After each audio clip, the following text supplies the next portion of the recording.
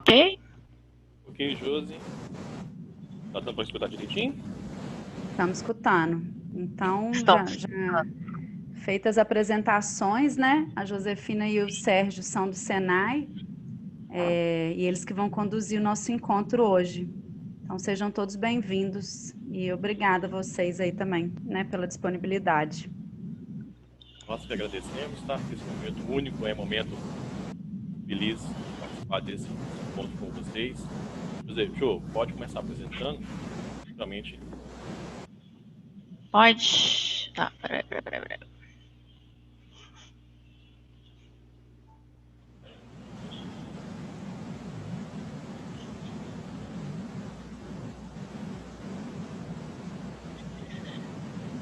Na hora que ela aparecer, vocês Já me apareceu, falam?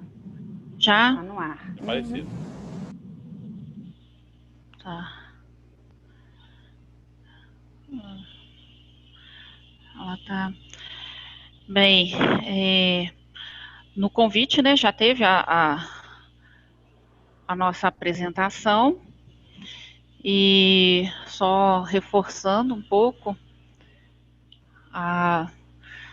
bem, eu sou pedagoga, trabalho com educação profissional já faz um bom tempo, principalmente nas políticas de geração de trabalho, emprego e renda.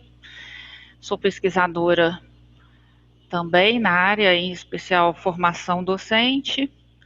E hoje eu estou aqui no Senai de Nova Lima, podendo e tendo a honra de compartilhar com vocês né, algum conhecimento, alguma experiência que a gente tem. Sérgio, a hora que você quiser. Ok, pessoal, olá, boa tarde a todos. Bom, gente, tudo tranquilo? Meu nome é Sérgio Paixão, também trabalho aqui na unidade Senai Nova Lima, na área de supervisão técnica. Eu vim da indústria, eu trabalho mais de 22 na indústria, na área técnica da indústria, tanto na área do setor da mineração, automobilística, no setor de alimentos. E o momento aqui é tentar contribuir o máximo para a gente com esse encontro, entendeu? A nossa expertise aqui do Senai, expertise durante as nossas atividades, para vocês aí, pra vocês entenderem o nosso processo profissionalizante desse encontro aí agora. Ok? Prazer enorme estar com vocês, tá, gente? Então, pessoal, a ideia hoje é a gente conversar sobre políticas públicas e a gente vai pensar essa política pública numa visão mais macro, tá? Nós não vamos afunilar e focar em nenhuma política pública específica. Uma coisa que também eu gostaria de reforçar é que a gente vai sair da política pública, a gente vai entrar um pouco na política de formação profissionalizante e depois nós vamos trazer o Senai. Onde que fica o Senai nessa história toda, tá? Como um ente público, né, e que executa políticas, tá? E aí eu começo com essa provocação. Jô, dá Oi. licença, só te interromper. Será que você não quer colocar no modo apresentação? Que eu acho que fica mais fácil para a gente ler também o que você for passando. Porque ele tá pequenininho? Não, porque ele tá, por exemplo, tem o clique para adicionar, o subtítulo, tá Uai, aparecendo em que isso? cima da. É, Deixa eu ver aqui. tá, joia.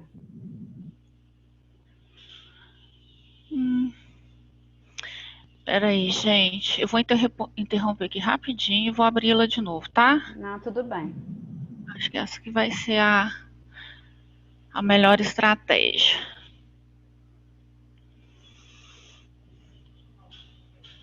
Tá.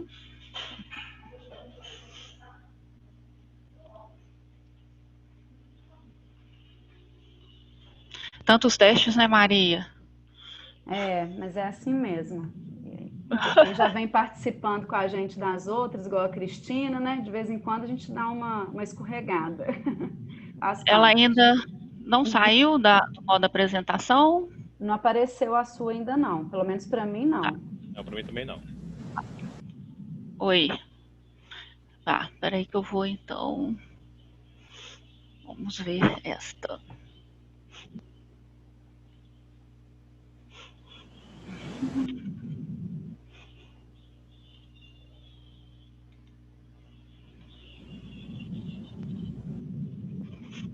E aí vocês me falam a hora que ela subir?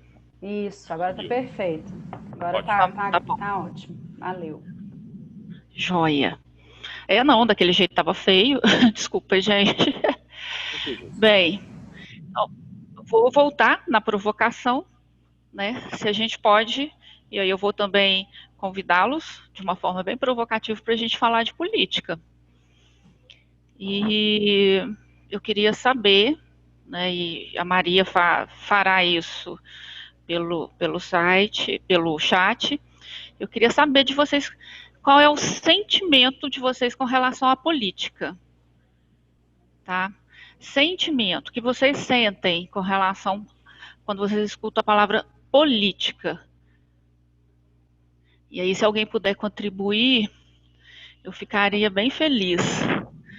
Não é assim a descrição e definição, seria o que sente quando vê essa palavra política. Então, eu fico monitorando o chat aqui, gente. Quem quiser se pronunciar, eu posso ler. Se alguém puder dar uma... No começo fica todo mundo meio acanhado. Vou falar minha opinião aí. Posso falar minha opinião? Claro. Hoje, infelizmente, né, quando a gente escuta a palavra política, infelizmente vem um sentimento muito ruim. Por quê? Porque a gente, assim, ao longo dos anos para trás, né, está sempre associado à falcatrua, à corrupção, né, desvios de verbas, né, promessas que não são cumpridas. Então, assim, na minha opinião, né, para mim, né, traz um sentimento, infelizmente, né, eu digo infelizmente, porque eu queria que fosse o contrário, né, queria que trouxesse alegria, mas hoje, né, atualmente, traz tristeza. Não, mas é para falar o sentimento mesmo, sem julgamento, viu, Cristina? Obrigada pela contribuição. E aí o que eu quero dizer a vocês quando a gente... Acho que era o Paulo que estava falando. Paulo. Foi o Paulo, agora Oi. que a Cristina falou. Estamos ouvindo. Isso. Agora eu que falei. Deixa eu só falar com vocês. A política, para mim, a gente pensa como um sentido de liderança de organização, né? Porque sempre tem que ter uma pessoa à frente. Agora, eu acho que o sentimento que, para mim, que ainda vem, ainda é de esperança, de quem tem, quer ser uma liderança. Eu acho que a gente ainda tem esperança de que venham dias melhores e pessoas com pensamentos coletivos. Para mim, vem um lado positivo mesmo. Muito bom, Cristina. Obrigada. O Paulo vai falar? Ele fechou o microfone novamente. Não, é lógico que a gente, né, não pode nunca perder a esperança, né? A gente sempre acreditar, sempre... Eu acredito também que as coisas possam evoluir, né? A gente possa fazer política mesmo como cidadão, né? Aplicar nossa cidadania aí, tentar colocar pessoas, né, que dão uma outra direção, que mude o panorama, pelo menos esse que eu descrevi, né? Não, mas o sentimento é de esperança também, né? Que se Deus quiser, vai mudar. Sim. E a Gisele também pronunciou aqui no chat que ela falou que para ela é democracia. Muito bom. As contribuições, elas passaram por vários sentimentos e eu acredito realmente que hoje a gente sente mais a política do que a gente executa, né? Exerce, né, o nosso papel dentro dessa política. Por isso que eu fiz essa provocação, porque realmente a gente está vivendo um momento que a gente vai ter que parar e pensar e conversar sobre política, sim. Tá? E aí, por que eu acho que a gente precisa parar e falar sobre isso? E escolher, inclusive, em qual campo da política a gente quer discutir. Por isso que eu trouxe aqui bem determinado, né, a gente tem a política partidária, que as ações terminam com o mandato, certo? E as políticas públicas, que nesse caso é o nosso foco, né? desse encontro, que são ações de desenvolvimento que ficam com a comunidade. Então, se fica com a comunidade, isso significa que ela começa na comunidade, correto? E é bem por aí que essa provocação tende a levar. Nós vamos ter, um determinado momento, sentar e voltar a falar sobre política, principalmente as políticas públicas, certo?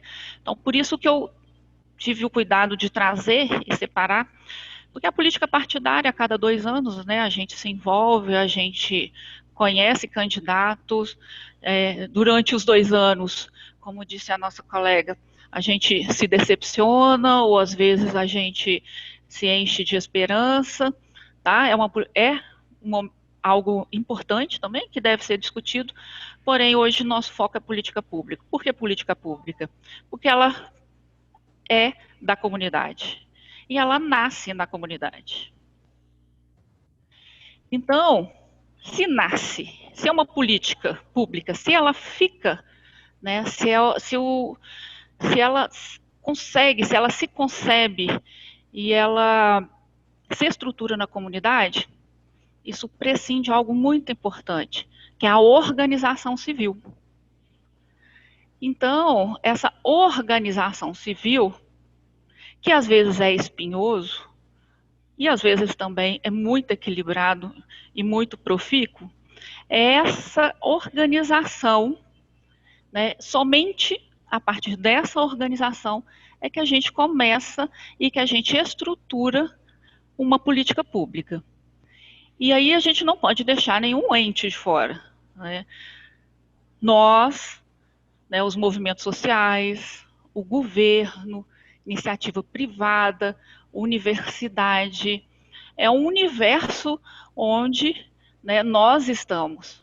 E organização civil, movimentos sociais, governo, isso tudo é feito de pessoas, tá? Ou seja, de cidadãos. Então, às vezes você fala assim, um movimento social, o governo, parece que a gente está falando de algo que não é tangível, que não chega perto da gente. Mas, assim, o que a gente precisa começar a entender, para poder falar melhor sobre política, principalmente a política pública, que a gente precisa começar a entender que todos esses entes é formado por pessoas como nós. Então, o que a gente pode sentir hoje, né? O que essas pessoas da comunidade hoje têm demandado muito, tá?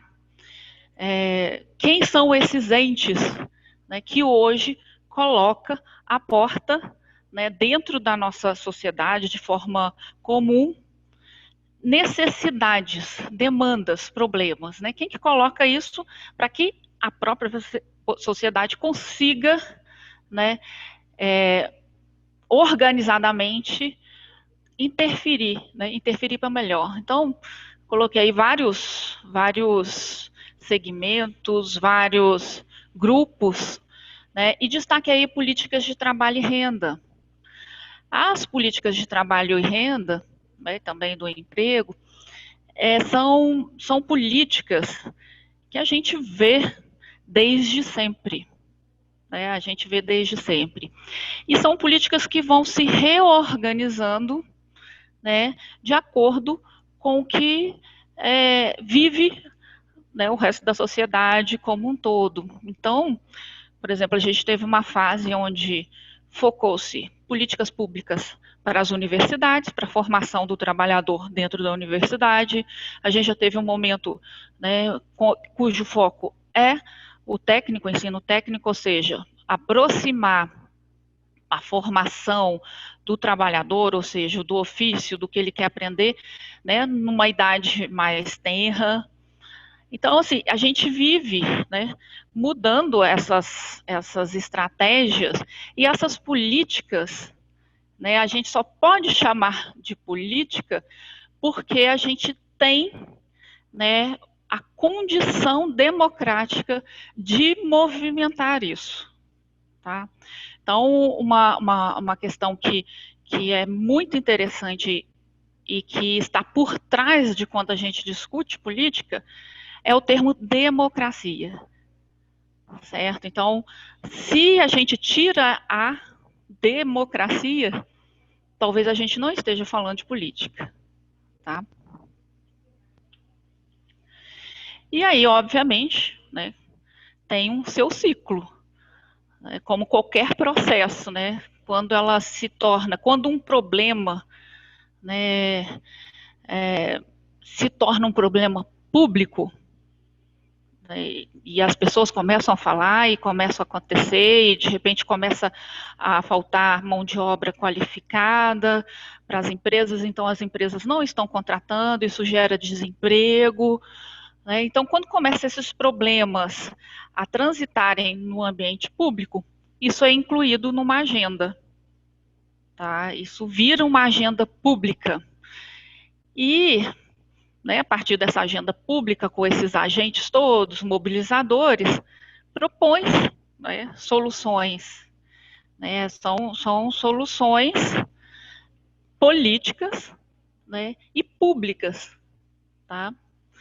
Chega aquele momento da decisão, porque a gente precisa do aporte do Estado, do aporte de algumas, né, ou várias instituições organizadas da sociedade, né, para validar isso. Tem uma questão super importante por trás da política pública, é a validação. Né, a validação que acontece tanto nas instituições e nas instâncias que vão executar, quanto acontece com as pessoas que vão receber ou vão ser beneficiadas por essa política. Chega o momento do planejamento da execução, sempre é o momento mais demorado, né, mas posto isto, a gente vai implementar, né, a gente vai construir, vai colocar essa política e ela vai começar a movimentar. E aqui eu chamo a atenção, vocês vão ver, né, vendo no gráfico ali os menininhos azuizinhos ali, aqui a gente precisa transitar melhor. No momento da implementação da política pública, é onde a gente mais precisa começar a olhar para a política, falar de política, entender e conhecer o que está acontecendo, que é o momento do monitoramento. Isso, né, nós, né, estamos ativos, tanto naquele momento que a gente inclui isso numa agenda pública, quanto nesse momento de monitoramento. E é aqui que esses sentimentos, né, com relação à política, estão interferindo negativamente. Porque quando o sentimento, quando as pessoas falam, eu não quero mais falar de política, ela está dizendo também, e além dela estar fazendo, né, misturando todos os termos políticos, ela está deixando de fazer esse monitoramento, ela está deixando de olhar para algo que é nosso, né, e que a gente precisa se apropriar, tá? Um outro momento muito importante e que acontece, e realmente acontece, é a avaliação. Porque essa avaliação, ela sempre aparece, né, e sempre aparece com os pontos críticos. E é nesse momento que se refaz. Então, a gente vê políticas públicas mudando, né, mudando cotidianamente. Por exemplo, tinha os consórcios sociais da juventude, né, depois tiveram os pró-jovens, já teve um momento do Pronatec, porque nessa avaliação entende, né, que ficou algo, né, que precisa ser repensado, né, ser revisto. E aí a pergunta, né, que eu faço aí a vocês é se esse ciclo, se vocês identificam que esse ciclo acontece em todas as instâncias. Que instâncias? Federal, estadual, municipal. E aí eu queria saber mesmo do entendimento de vocês, onde que vocês identificam esse ciclo, se identificam, em qual das instâncias? Municipal, estadual ou federal? Se alguém puder me ajudar, só para incrementar um pouquinho a nossa conversa, eu ficaria muito feliz.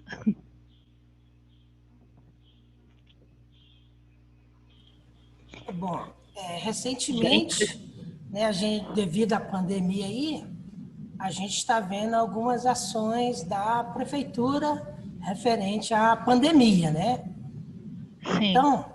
Então assim, mais próximo, né? A gente vê algumas melhorias em ruas, né, da nossa cidade.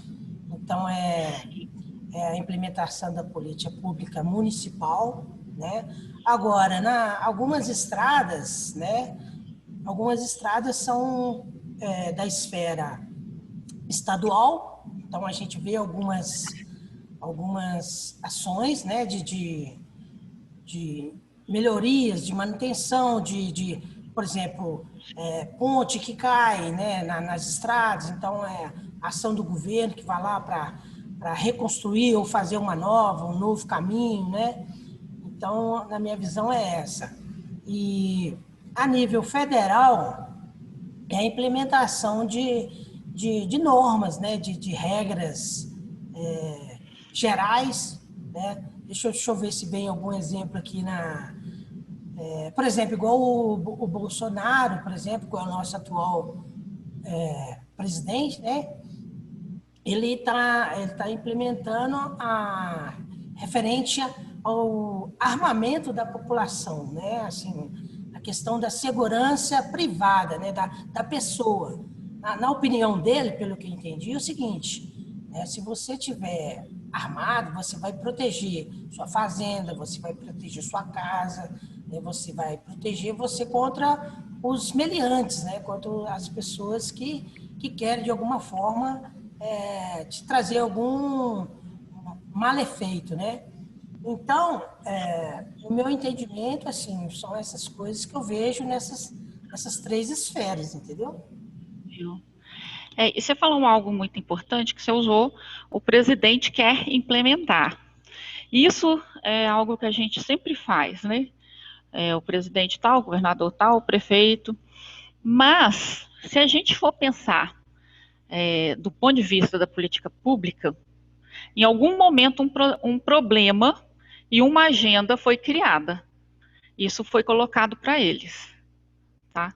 Então, é importante mesmo a gente trazer esse debate, essa reflexão por isso, porque eu não concordo, né, determinada política não resolve o problema.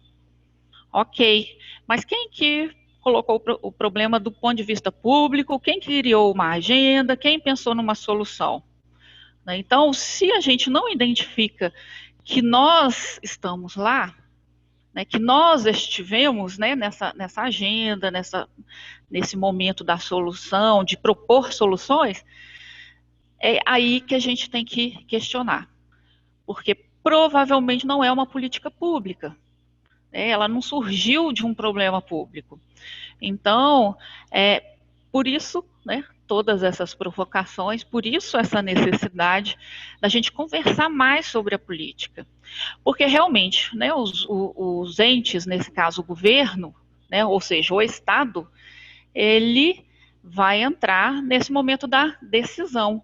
E o que a gente precisa saber é falar, não, onde eu estive aí na identificação do problema, na inclusão da agenda, na proposta de soluções, e depois você fala, onde que eu vou entrar aí para o monitoramento, onde que eu vou colocar, né, a minha avaliação sobre determinada política pública. Então, são perguntas e questionamentos que a gente precisa fazer. Porque quando a gente coloca ali uma avaliação, ou ela é negativa, a gente não está falando do prefeito, a gente não está falando do governador, a gente não está falando do presidente, a gente está falando de uma política que foi pensada anteriormente por outras pessoas. Então, a gente precisa criar realmente esse conceito na nossa, né, em nossos pensamentos e ações, de que em algum lugar de alguma política a gente esteve. E a gente precisa se achar nesse ciclo onde nós estivemos. Porque se a gente não se achar aí, certamente a gente não fez uma política pública. Tá? Obrigada, viu, Paulo? Só uma pergunta, e só para finalizar minha participação. Por exemplo, assim, eu vejo que, por exemplo, na esfera municipal, nós podemos participar através do orçamento participativo, por exemplo. Ótimo. Agora, na questão estadual e federal, a não ser na questão de votar, né? Eu não vejo o que a gente pode ser um agente ativo, entendeu? Você poderia esclarecer para a gente como é que a gente pode, na esfera estadual e federal? Obrigada. Tá. Então, o que nos faz ter a questão social e geográfica, claro que nos coloca dentro de um processo onde a gente identifica a nossa ação no município, certo? A gente identifica isso, a nossa ação no município por questões óbvias.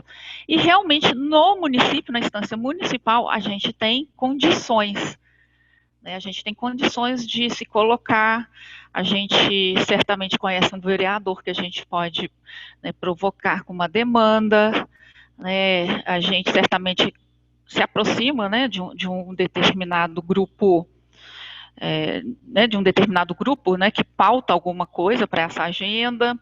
Enfim, realmente, no município e pelas condições, nós estamos sim colocando e tendo mais condições. Instância estadual e instância federal.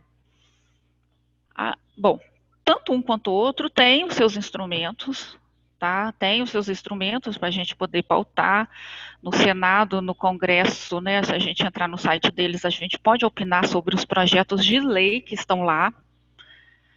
Tá? A gente pode opinar nos projetos de lei que estão no Congresso, na Câmara, enfim.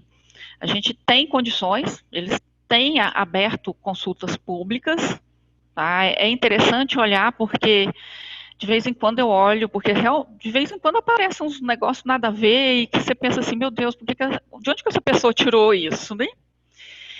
E aí a gente tem que pensar o seguinte, né? E aí é o momento da gente fazer a seguinte reflexão. E você, Paulo, também trouxe, né? Você trouxe a resposta para isso, quando você falou que a gente apenas vota. Porque quem deve ser a nossa voz a nível de Estado e quem deve ser as nossas vozes a nível Brasil, digamos assim, quem são essas pessoas? Não são os deputados, senadores que a gente elege? Porque em tese, somente em tese, eles têm que estar articulados conosco. Então, eles, em tese, nos representam lá e deveriam estar conversando mais conosco, né? Entendendo mais, conhecendo mais essa agenda pública, identificando mais o problema público, porque aí, né, a gente começa a movimentar as instâncias, né, de uma forma que nos contemplem. O que acontece no Estado? Eu tenho uma questão em Belo Horizonte, pontual, converso com um deputado estadual que pauta isso dentro, né, junto aos seus colegas a nível de Estado, identifica o mesmo problema em outros municípios e isso se torna um projeto, né, que seria essas soluções. Tá? Em outro momento, né, a gente também está aqui, né, identificando problema, apontando problema, fazendo agenda, e a gente conversa com um deputado, um senador da instância federal. E o que acontece lá? Projetos. E esse projeto acontece sozinho, de forma aleatória? Não. Eles estão conversando entre eles, identificando. No estado tal, em tantos municípios acontece esse problema, então a gente vai fazer um projeto. Existe um momento que ele trabalha sozinho? Existe. Mas a gente conversando, né? Se a gente começar a fazer essa conversa de política, a gente consegue tornar realmente isso público, tá? Porque dentro desse ciclo, a intenção é realmente fazer com que ele esteja movimentando de forma que ele sempre sai da avaliação e aí reidentifica um problema e faz novamente todo o ciclo, tá? Ok, muito obrigado. Esclarecedor. Tá bom. Então, temos aí a LDB, que eu trago a LDB como uma grande, né, lei e política pública e que acontece, né, em nosso Brasil, né, em nosso país, desde quando o país deixou de ser uma província. Tá? Nós temos a nossa primeira lei que consolida diretrizes para a educação, né, nós temos essa lei logo após, né, Portugal nos perder, digamos assim, né? Então, a LDB é uma política muito interessante porque estamos todos embaixo desse grande guarda-chuva que é a LDB, tá? Inclusive nós, né, da educação profissionalizante. E ela tem movimentos, e movimentos interessantes, e esse movimento sempre acompanha, né, outros movimentos, e nesse caso ela é uma política, né, que está consolidada na lei. Então ela sempre se movimenta, mas ela sempre está ancorada em outros movimentos externos. E o que chama muita atenção na LDB, e eu como pedagoga assim acompanho, né, desde sempre isso, é que ela está ancorada com o movimento internacional. Tá? Ela está ancorada também e ela se movimenta junto com o movimento internacional. Então é uma necessidade, um problema que surgiu, né? Precisamos de ter escolas, as escolas precisam de ter diretrizes no momento proposto, né? Passou por aquele momento de virar uma agenda e tomou-se a decisão. Então a última que a gente tem foi de 96, entretanto ela já tem várias emendas, já foi revisada, né? Já foi revisada, inclusive a gente começou em 2020 trabalhar, né, assim, com novas perspectivas e perspectivas atualizadas, né? E atualizadas por quem? Pela sociedade. Se foi bom ou foi ruim, não é o mérito hoje da minha fala, mas que é a sociedade que movimenta uma lei conforme a LDB, isso é. E aí eu trago a questão da educação profissional enquanto modalidade, né, de formação, né, da educação formal, né, está lá na nossa LDB. E aí hoje a gente tem um movimento muito interessante com relação à educação profissionalizante, porque se pensa, se preconiza e se executa que a gente tem que formar o trabalhador, né, formar o profissional para além dos aspectos técnicos. Né? Tem se falado muito dos aspectos comportamentais, né, e intelectuais. Então, é algo interessante de se pensar de que numa escola feita o Senai, não sai um profissional que vai aprender a apertar parafuso. Ele aprendeu a apertar parafuso e vai ficar fazendo isso de forma... Não, é um cara, né, é uma pessoa, é um sujeito que nós consideramos todos esses aspectos como comportamental, intelectual, social. Tá? Então é um movimento muito interessante da formação profissional, muito diferente do que já aconteceu anteriormente, no momento que no momento em que um problema público apareceu, né? E aí eu não vou falar muito, senão eu entro eu entro na parte do Sérgio. Então, o que está por trás, né? O que se pensa por trás, né? O que se pensa para estruturar essa educação profissionalizante? O saber ser, o saber conviver, saber fazer, saber conhecer. Isso se desdobra em várias competências e habilidades. E é um processo interessante. É um processo que começou não tem muito tempo, a gente está exatamente nesse momento de pensar e de colocar em prática uma abordagem que considera para além da formação técnica, né, do trabalhador. Aí, né, que a gente, como está estruturada a nossa educação profissional e tecnológica, aqui entra o termo tecnológico, tá? Porque hoje a gente já conhece, né? E a gente na reformatação, né, dessa política, entrou-se a palavra tecnológico, que a gente trata como os tecnólogos hoje, tá? Então, assim, hoje a gente trabalha com quais modalidades? Qualificação, educação profissional do nível técnico, a educação, né, tecnológica, os tecnólogos, e a educação, né, profissionalizante, que a gente já está falando lá das especializações, a gente já está falando do momento que esse sujeito trabalhador, ele vai, né, mais para o lado da pesquisa, testar, procurar, né, novas soluções. Tá?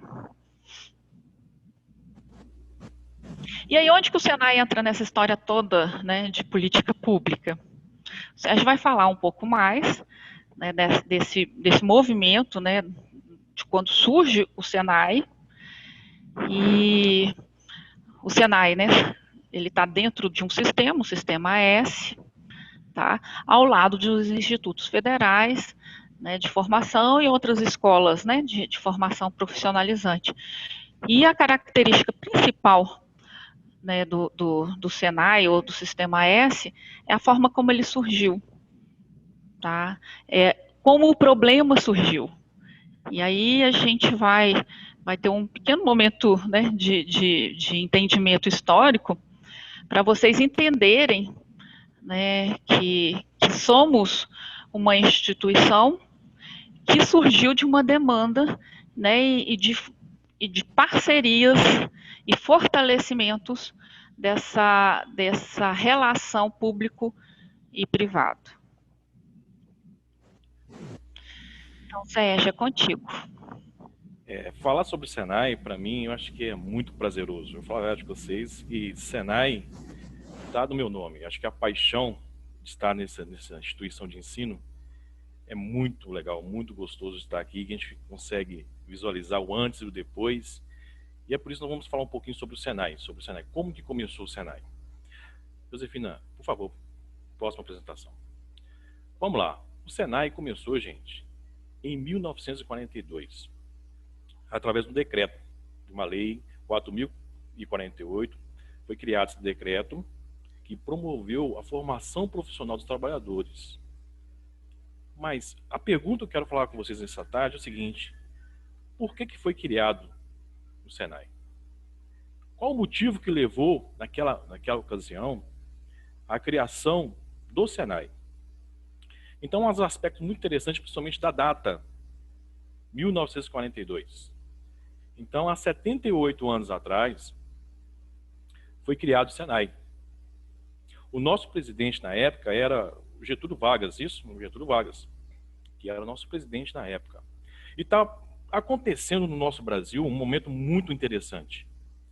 Nós estávamos vivendo a Revolução Industrial.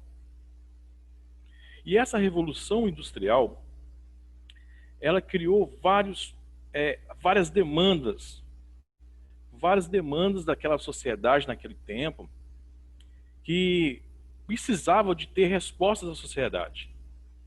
Lembrando que em 1942, é o seguinte, mesmo no ano que criou o Senai, interessante, que eu estava fazendo as pesquisas, foi criado também a Companhia do Vale do Rio Doce, foi criado outras grandes empresas estatais. Então foi um ano muito de revolução industrial no nosso país. E é interessante o seguinte, vocês, assim, eu quero chamar a vocês nesse momento para entender um pouco como que nossos antepassados vivenciaram aquele momento, aquela dor daquele momento. O Brasil até então, gente, o Brasil não tinha muita indústria no Brasil, as coisas estavam muito no lado da agricultura, no lado do comércio, e chegaram muitas empresas naquele momento, e junto com as empresas chegaram também muitos maquinários, muitas máquinas, muitos equipamentos que vieram de fora, de boa parte do mundo. Vieram equipamentos da Inglaterra, vieram equipamentos da Alemanha, vieram equipamentos dos Estados Unidos. E precisava que esses equipamentos entrassem em operação. Porém, é o seguinte, a nossa mão de obra naquele momento era uma mão de obra praticamente rural. Entendeu? E o interessante é que as profissões, o ofício da profissão, naquele momento, até então, era passado de geração a geração. Do pai ensinava o ofício para os filhos. Não tinha uma entidade, não tinha uma escola, não tinha algo que pudesse fazer de grande proporção para absorver essa demanda. Que eu falo nessa tarde, a dor da indústria. De ter vários tipos de equipamentos, vários tipos de operações, e não ter, naquele momento, profissionais qualificados para o atendimento dessa demanda. Então, criou-se essa dor na indústria. Então, começou a se mobilizar a indústria através dos sindicatos patronais, através da sociedade, é onde que entra, a Josefina falou bem, as falas, a política pública que funcionou naquele momento, porque só através da política pública, da mobilização de todo mundo, da dor de todo mundo aí, para atendimento à indústria desses trabalhadores que sejam qualificados para o atendimento dessa demanda, e surgiu o Senai, há 78 anos atrás, na sua existência. Então, naquele momento, eu fico até imaginando como que foi difícil naquele momento. As máquinas que vieram da Inglaterra, as medidas do sistema internacional em milímetro, as máquinas que vieram dos Estados Unidos em polegada, os projetos em várias línguas. Você imagina, gente, a dor daquele momento do pessoal traduzir isso para entregar para a indústria profissionais que possam executar as tarefas de forma positiva. Então a dor era imensa na indústria. E o Senai, Serviço Nacional de Aprendizagem Industrial, e começou em 1942. E durante os anos foram aumentando a demanda da indústria, e a indústria foi procurando quem? O Senai. Senai, agora é o seguinte, os profissionais já sabem os equipamentos, já sabem as ferramentas, já sabem a produção, mas precisamos de setoriar, precisamos de qualificar esses trabalhadores em cada setor. Então, o Senai, que ele fez, começou a formar cursos de qualificação por áreas, as áreas de usinagem, as áreas de elétricas, as áreas de soldagem, as áreas de fundição, as áreas de estamparias. E, posteriormente, a indústria chama o Senai, estou precisando mais uma ajuda, Senai. Fala, indústria. Então, é o seguinte, agora estou precisando de aperfeiçoar os trabalhadores naquelas áreas setoriais.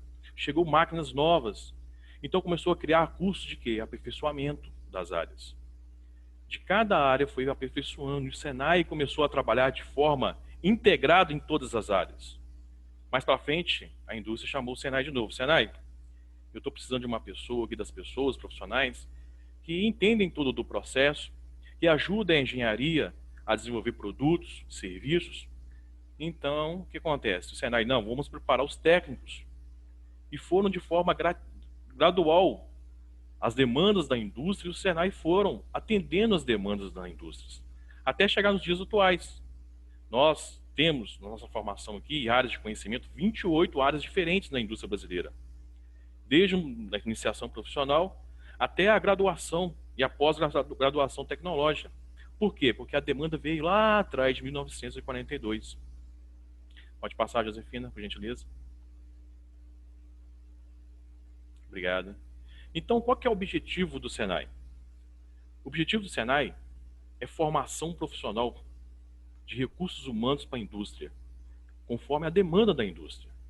É a prestação de serviço com assistência técnica e tecnológica para atender o setor produtivo. É desenvolver serviços de laboratório, de pesquisas, para que o Senai possa, somente o Senai, a indústria possa crescer de forma exponencial, atendendo o mercado mundial. Mais uma vez, pode passar, né, Josefina? Então é com muito orgulho eu falo com vocês. O nosso Senai é a maior instituição de ensino profissionalizante da América Latina. E é uma das 5 maiores do mundo, o nosso Senai. Pode passar. Atualmente, nós participamos de várias Olimpíadas no mundo inteiro, 2017 nós somos segundo lugar. A gente fala de 2017, mas quem acompanha o Senai há muito tempo, nós somos em 2015 o quarto lugar, nós somos em 2013 o sexto lugar. Então o Senai, no cenário mundial, nós estamos bem representados. Os nossos garotos, nossos profissionais, eles sabem qual que é o objetivo profissional para o mercado externo. Pode passar, Josefina. Então, atualmente, pessoal, a recente fonte, nós somos a segunda melhor instituição de ensino profissionalizante do mundo e a melhor do hemisfério sul. É muito gratificante a gente trabalhar numa instituição de ensino que até hoje, nesse tempo de 78 anos de existência, nós já passaram no Senai mais de 71 milhões de trabalhadores que mudaram a vida desses trabalhadores de forma muito positiva. Pode passar, Josefina. Então é o seguinte, o índice de contratação dos alunos que são formados após um ano são de 70%. A indústria afirma preferir alunos do Senai, 94% da indústria preferem alunos do Senai. E 90% dos empresários concordam que o Senai é essencial para a indústria brasileira. Por quê? Porque o Senai partiu da demanda inicial da indústria e contribui até hoje para a indústria. E quando fala em reconhecimento da ONU, e fala que apontou o Senai como uma das 3 mais importantes instituições para alcançar o objetivo, porque isso, gente, eu falo com toda a experiência que eu tenho há 5 anos no Senai. O Senai, ele transforma as vidas. Eu costumo falar com meus alunos, é como se fosse fazer uma analogia, o aluno é como se fosse a Fiat. Chega o material bruto, a chapa bruto, ela é deformada, conformada em vários processos, vai colocando as peças do carro e chega lá no final, o carro está pronto. Quem trabalha na Fiat sabe que é muito bonito ver a linha de produção, como que o início do processo e o final do processo. E para a gente que trabalha no Senai, nós temos também esse orgulho de ver o trabalhador, ver o profissional chegando, o nosso aluno chegando de forma bruta. E durante esse tempo que ele está conosco aqui, nós vamos modelando, nós vamos ajustando para que ele possa ter todas as habilidades, os conhecimentos, tanto os técnicos, para que ele possa atender a indústria de forma proativa e assertiva. E essa situação muda as pessoas, traz oportunidade para as pessoas. E é muito bonito se ver isso no nosso dia a dia. E o Senai tem uma estrutura.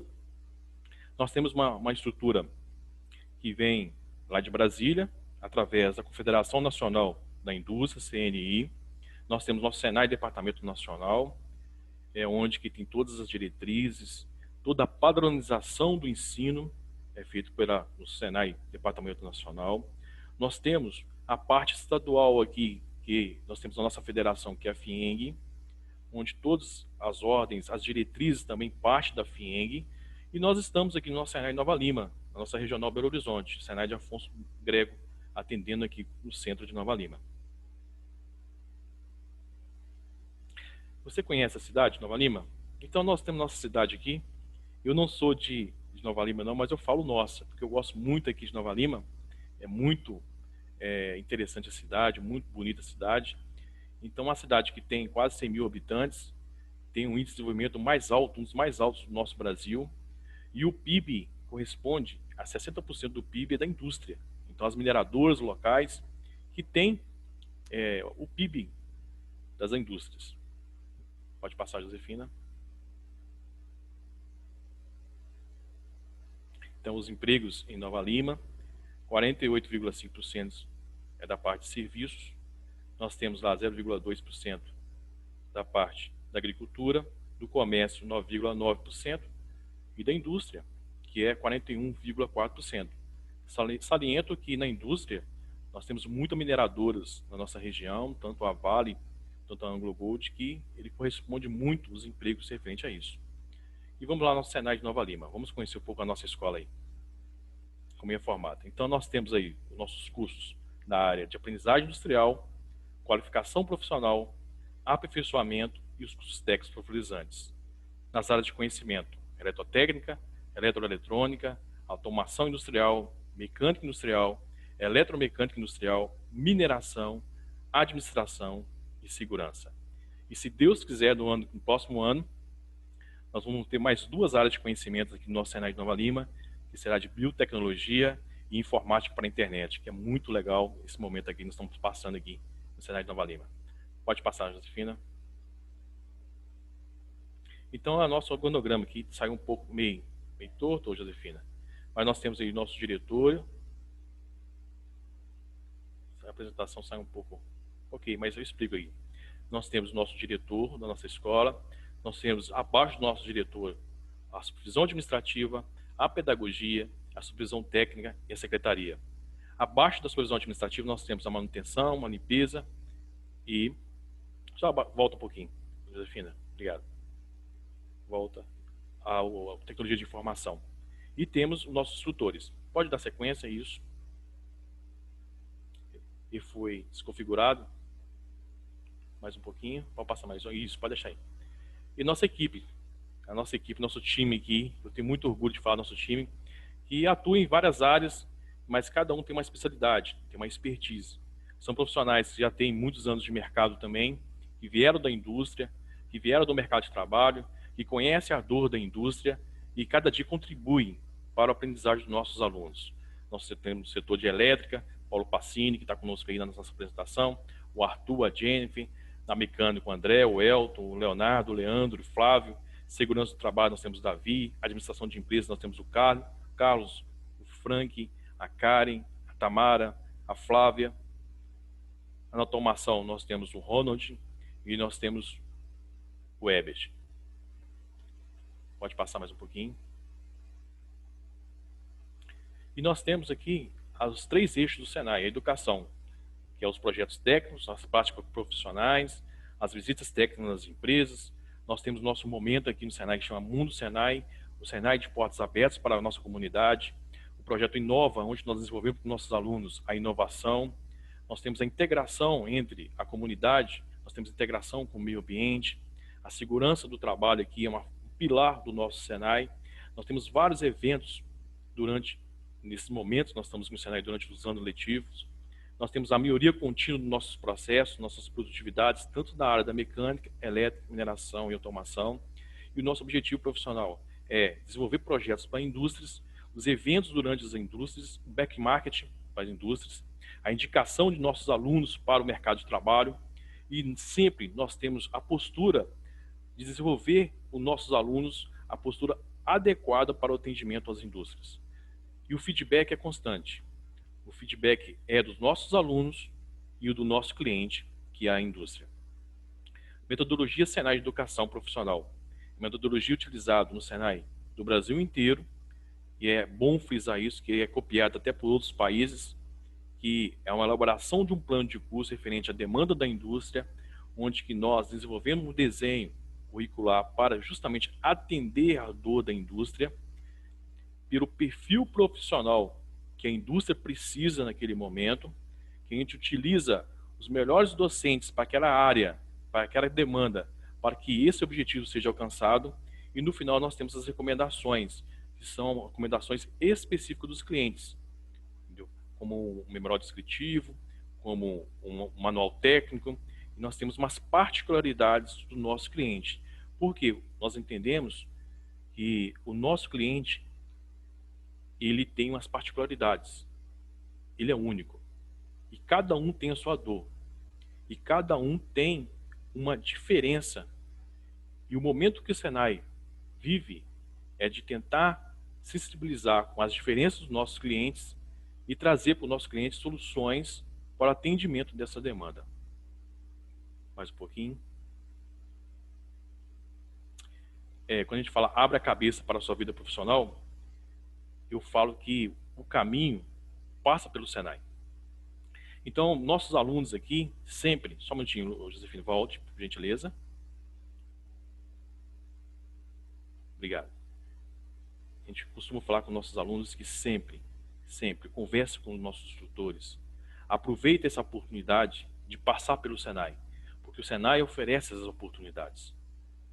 Pode passar. procure ajuda. Juntos somos mais fortes. Porque o meu conhecimento, o pouco que eu sei, eu compartilho com o meu instrutor. O pouco conhecimento do instrutor compartilha. E juntos compartilhamos com nossos alunos. E nós aprendemos muito com nossos alunos. Empreenda. Isso aí é um momento do Senai. O Senai, nós somos momento de empreender as ideias.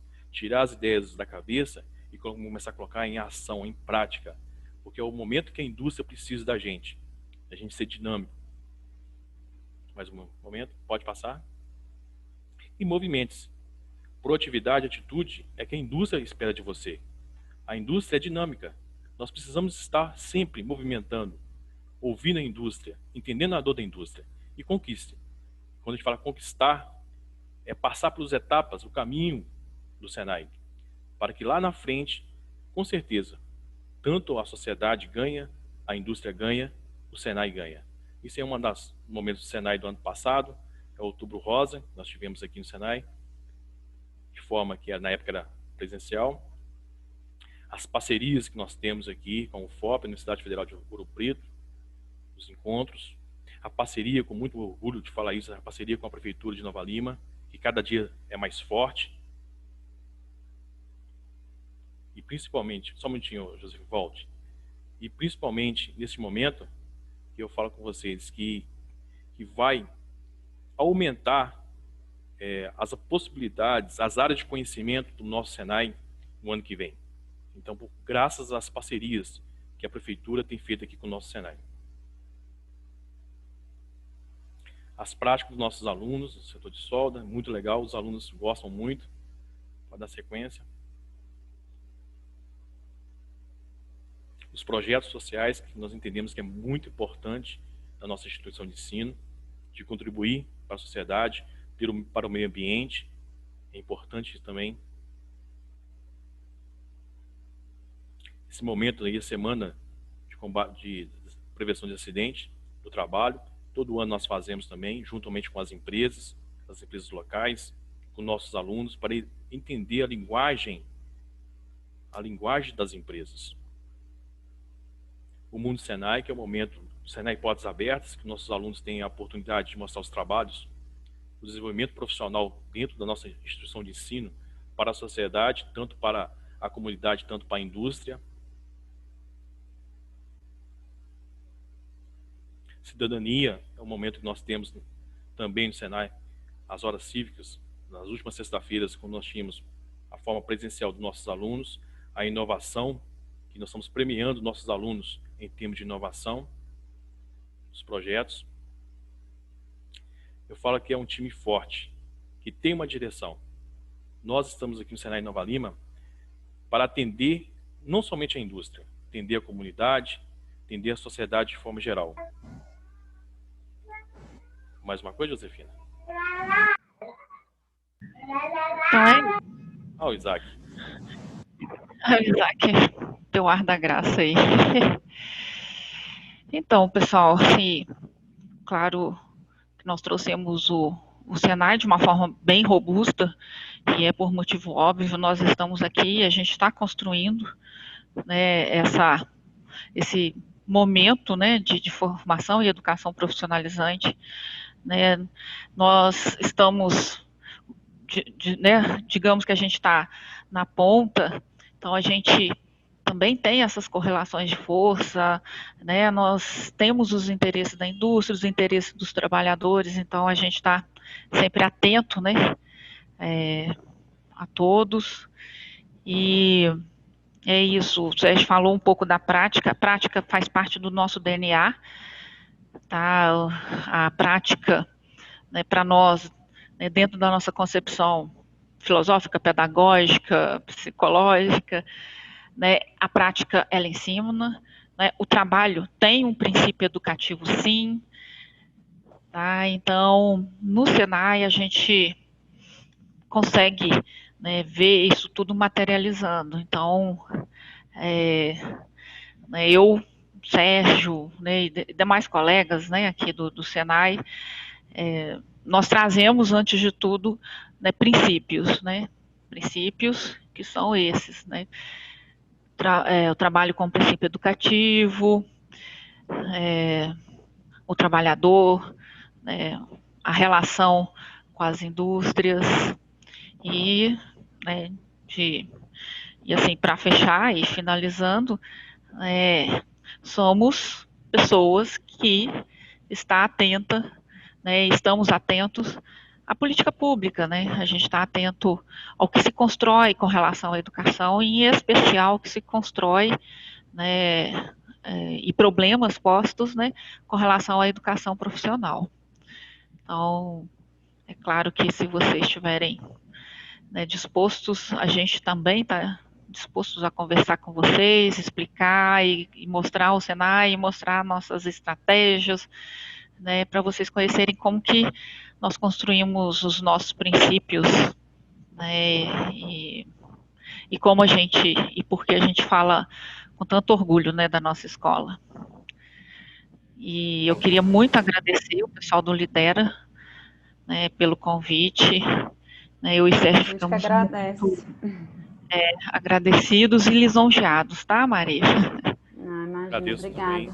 Eu agradeço a oportunidade que vocês da Lidera aí, momento único para nós, entendeu? De mostrar um pouquinho do nosso Senai, de falar que o profissional contemporâneo, ele tem que passar pelos caminhos do Senai, porque nós entendemos que é o caminho que estreita a indústria, as oportunidades surgem aqui no Senai, e é um prazer sempre de ver os nossos alunos lá na frente, atendendo a indústria, atendendo a sociedade e formando cidadãos de bem para a nossa comunidade. Eu acho que é um momento muito interessante de entender o antes, o agora e o amanhã. E o amanhã, com certeza, ele vai passar aqui no Senai. Eu agradeço a vocês, agradeço a toda a equipe que planejou este momento único aí. E obrigado, gente. Obrigado por tudo aí. Obrigada. Se mais alguém quiser, às vezes, fazer mais alguma participação, alguma pergunta, fica à vontade também.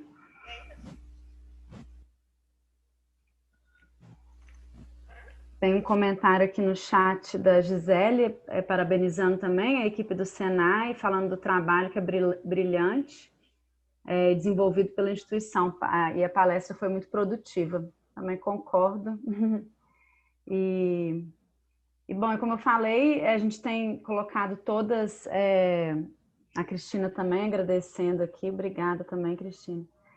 A gente tem colocado todas no YouTube, né, da Brid, então se vocês souberem de alguém que não tenha chegado a tempo, né, tenha a oportunidade de assistir por lá. Então acho que é isso, gente. Muito obrigada a todos, obrigada Josefina e o Sérgio aí pela disponibilidade também. Não, nós agradecemos, gente. Precisando, as portas estão abertas. Passando essa pandemia, eu convido a todos aí para vir aqui tomar um café com a gente, para conhecer nossa unidade. Entendeu? Eu falo nossa, porque é nossa mesmo, tá, gente? É nossa. Tá? Então, a gente se apodera. Tá bom. Tá ótimo. Muito obrigada, viu, gente? Boa noite. Grande abraço, boa noite. Boa noite, pessoal. Fique com Deus aí. Forte abraço aí. Até mais, obrigada. Até mais. Nada.